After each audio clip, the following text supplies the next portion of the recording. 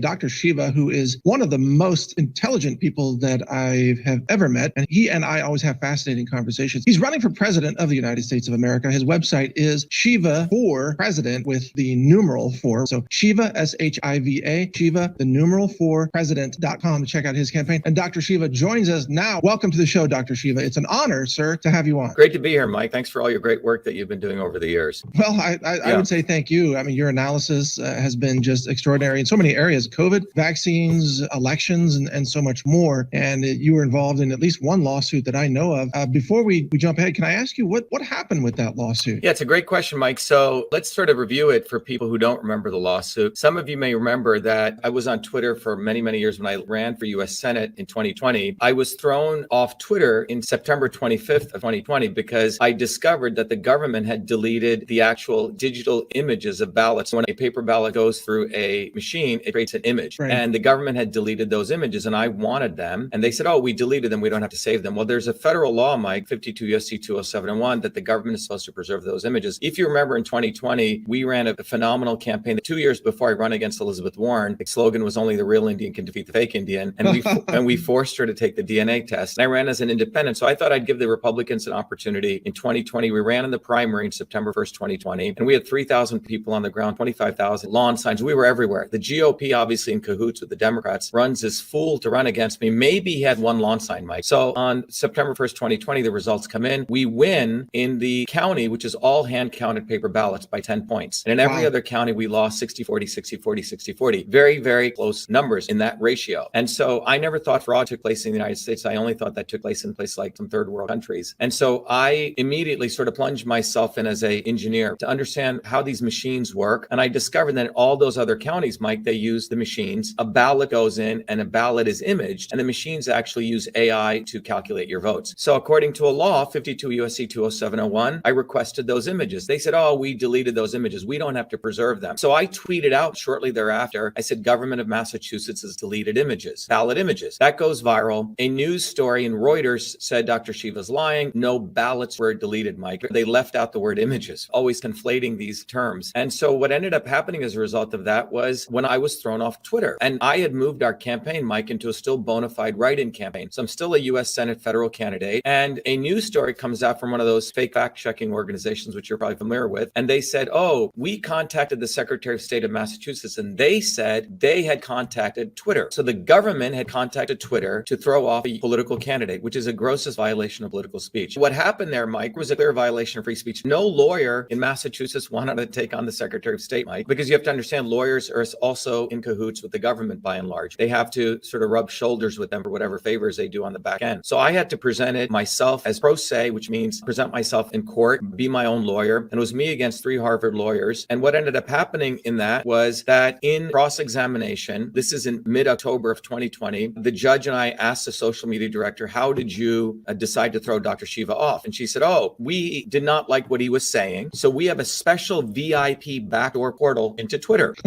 And he said, what did you do? And she goes, well, we were hoping they'd take him off. And then he said, after they took him off, how did you feel? She said, we felt relieved. And this is all in court transcripts. The judge is appalled, federal judge. He says, I may be 70 plus years old, but I still believe in the First Amendment. Had you ever thought of simply refuting what you thought of his bad speech with your own speech? They said no. So anyway, I win the preliminary injunction, Mike. As you know, PIs are very difficult to get. So the judge orders them never to contact Twitter if they have an issue to directly refute me online. I get back on Twitter, and that was on November 4th after the election's over. So I lost almost 60 days of all my campaigning using the most important medium. Twitter is really the medium for politics. It's not Facebook where you put up pictures of your dogs or family. So I'm back on Twitter on November 4th, 2020, and I start tweeting away. And on February 1st, 2021, I once again shared my email conversations with the Secretary of State where she admits that they deleted my ballot images, the reason I was thrown off before. And this time I'm thrown off for good, Mike, within 17 minutes of sharing that for good, permanently. Wow. That was on February 1st, 2021. So I had to go back into court. I go into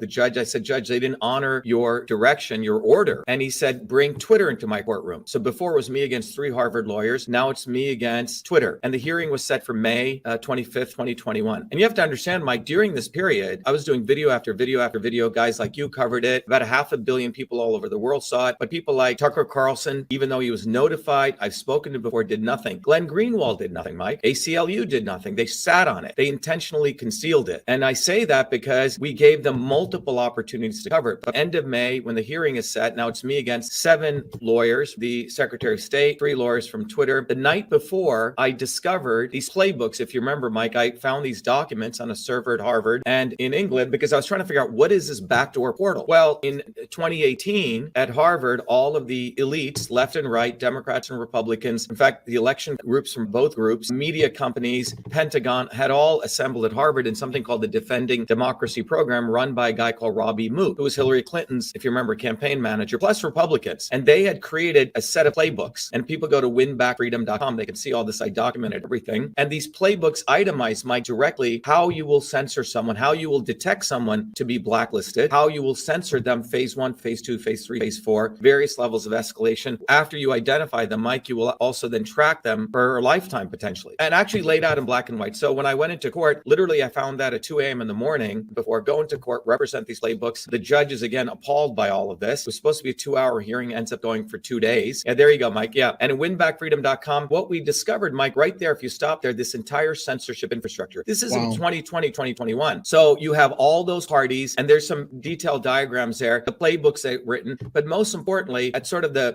bottom layer down there, the infrastructure that they created, what I call the backdoor, funded by Pierre Omidyar. You remember Pierre Omidyar, founder of eBay, funded by the Murdochs, funded by the Zuckerbergs. So the government could contact this nonprofit called the Center for Internet Security, and they would launder censorship. So that's this term I proposed, laundering censorship. So they could say, oh, we didn't have anything to do with it. They did it. Yeah, I call it decentralized tyranny. Exactly. And so what ended up happening, Mike, in the second day in May, I presented all of them. The judge adjourns and he calls a hearing the next morning. And he says, you know, I got up at 6 a.m. and I read everything Dr. Shiva had to say. And he goes, this lawsuit will be taught in every constitutional law class in the United States. And then he proceeds to, and this is where he put the honeypot on me, Mike. So he says, look, you've done an amazing job. You've won the injunction. You've done this all by yourself without any lawyers. I have the right to appoint you an attorney, a constitutional attorney, out of my own funds. And he says, in fact, I got up at 6 a.m. and I called him up and I said, he should represent you. Now, when a federal judge says that, Mike, I was advised you listen, because the guy's appearingly on your side. We get appointed this lawyer, and the lawyer was supposed to brief up my lawsuits, and I'd done a pretty good job. The opposition, Twitter's lawyers, did not believe I had done my lawsuit. They said these lawsuits, his briefs are too good, Mike. They thought I had shadow counsel. So anyway, this attorney, very prestigious Boston attorney, I came out later, which I didn't know, he was representing Dershowitz against Epstein. So the fix was in, Mike. So this attorney, 3 days before my next hearing, he says, Shiva, look, drop all the claims against the government. I had 7 claims, Mike. 1 to get back on Twitter, but this had gotten way beyond Twitter. When you look at that diagram, I'd actually figured out the whole infrastructure. And the other piece was I was suing the government in their personal capacity, basically going after them, saying they knowingly did this. They shouldn't get qualified immunity. So this lawyer says, look, you're going to be the biggest hero, be the first one back on Twitter, but drop all your claims against the government. The guy's name is Howard Cooper. And 2 days before he advised me of this, Mike, the report by Stanford had come out called the Long Fuse Report. And in that report, they said I was one of the top 6 super spreaders on the internet. I would do a tweet and I would do long form. Apparently they would spread. So it validated the playbooks that I discovered. Anyway, this lawyer basically says either you go my way or the highway. So 3 days before, Mike, the lawsuit, we have to do about 2,000 pages of briefs. I had to fire this guy. And in 72 hours, Mike, I had to do all that work. I go into court. The judges flipped on me. My lawyer screwed me. And you could see it was like a pit of vipers. They were hoping that I would just simply get back on Twitter. They could toast their martinis at Martha's Vineyard and say, see, we'd let this rabble rouser back on Twitter. Aren't we great? We protected the First Amendment. But they did not want me to go after the government, Mike, and I refused to do that. The judge then proceeded to seal the lawsuit, Mike,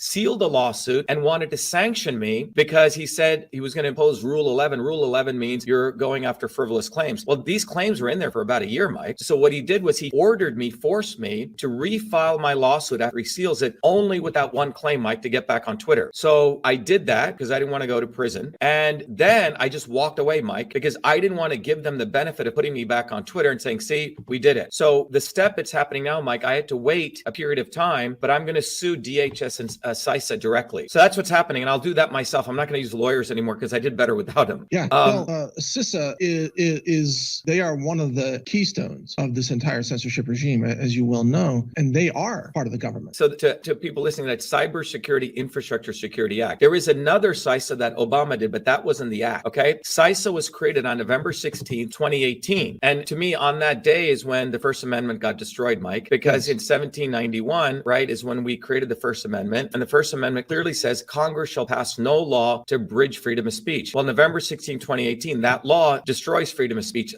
It allows CISA to create these backdoor portals with social media entities. Interesting enough, every member of Congress, Mike, I don't know if you know that, signed it. It was unanimous in the House and unanimous consent in the Senate, and freaking Trump signed it. So all of them, in my view, were involved in creating CISA, and they knew what they were doing. And CISA is the one that created that censorship infrastructure that I discovered in 2020. They're experts at positioning their censorship as, quote, fighting disinformation under the label of cybersecurity, which of course is just an excuse for this. And they'll put people like you and I in the same category as actual kinetic terrorists, for example. Exactly. And remember, if you read the playbooks on the Long Fuse report, it clearly says in there, it's fascinating. It says that we needed to create an infrastructure because according to the Constitution, you cannot surveil and silence domestic people. You can use it for foreign adversaries. So they said we needed to fill in that gap. Basically, we needed to do an end run around the First Amendment. And that's why they created this nonprofit NGO infrastructure funded none other than by Pierre Omidyar, by the way, who's the guy who starts The Intercept, which I'm convinced is a government front end. All right. They talk a big game, but so we're at very interesting layers of disinformation and how they present people as our fighters. But these people are all part of this because what ends up happening. So this was done in 2020, 2021. Wherever I traveled in the world, Mike, everyone said, oh, thank you, Dr. Shiva. We saw what they did to your elections. We saw that censorship infrastructure. But in the United States, people like Tucker Carlson, Glenn Greenwald, who act like they're fighters, concealed it, Mike. And this leads to a much larger story because fast forward on the censorship line, since we're talking about that, 500 million people knew about this. And so when you come now to October 28th, 2022, Elon Musk says, I'm going to buy Twitter. That day on Facebook, which I still had my account, I said, hey, Elon, are you going to remove the backdoor portal to Twitter? If you want to know more, go to winbackfreedom.com. It's all there. You know what happens the next day, Mike? The next day, boom, out of nowhere, The Intercept drops a story. Oh my God, DHS leaks. Remember that story? The Department of Homeland Security is behind social media companies. And it was literally a plagiarized version of the lawsuit, except they left out everything, Mike. It was a little piece of the story. A friend of mine whose father used to work for the intelligence agencies, he said, Shiva, do you know what they're pulling on you? I go, what is it? He goes, it's called a limited hangout. Have you heard of this, Mike? No. So a limited hangout is a CIA technique. It was really developed by a guy called Haldeman and Nixon. Remember in the Nixon tapes, when Nixon knew he was going to be exposed with the burglary? So what he does is on the tapes, he says to Haldeman, let's do a limited hangout of our story. A limited hangout, maybe there's a bunch of dead bodies, like you've killed 1,000 people, but you put out one little story. Oh, someone got manslaughtered accidentally. A well-manicured version of the story so you conceal the big iceberg, okay? Right. It's a technique. And by the way, people should really go look at Tucker Carlson's background. His father was part of the head of the disinformation agency that was created. Tucker himself, in my view, he claims he wasn't accepted into the CIA. I think he's all part of it. So what Carlson...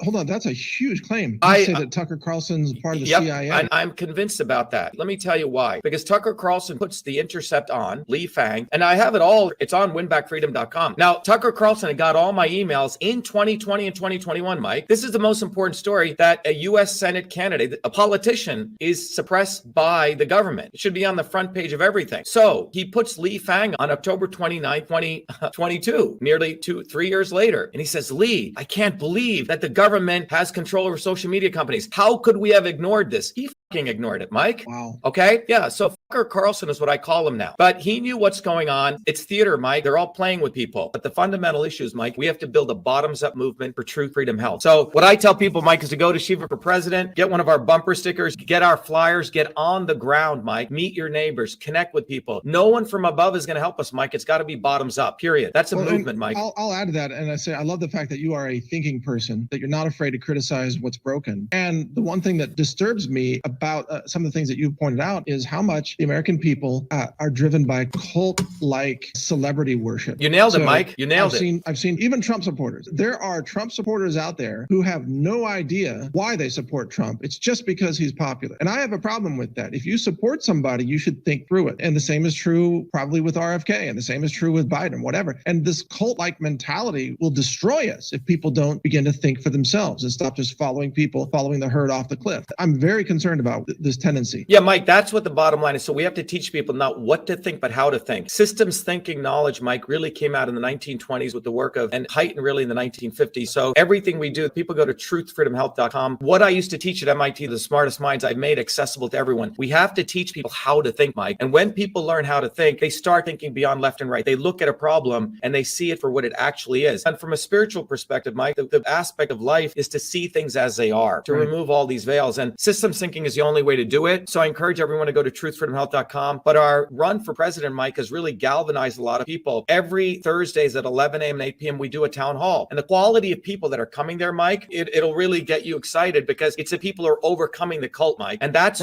what the goal is. And it's very interesting. In 2023, we're getting a lot of very, very enlightened people who really want to figure out how to do this systems overhaul for themselves and their family, because they surely don't want their child to have a lower lifespan than them. Yeah, absolutely. Okay. So the website is shivaforpresident.com.